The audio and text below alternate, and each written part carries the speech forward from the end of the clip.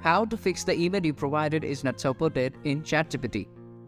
Firstly, let's go to browser, and here click on the three lines at the top right corner, go to settings and go to privacy and security, and from privacy and security click on cookies and other site data, scroll it down, tap on see all site data and permissions, and from here search OpenAI, and after that delete the OpenAI, click on clear, and after that go to chat.openai.com and log in with your email, and you should be able to access to ChatGPT using your previous email.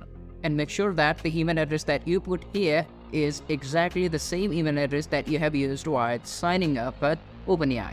But if this does not help, try opening ChatGPT in incognito mode.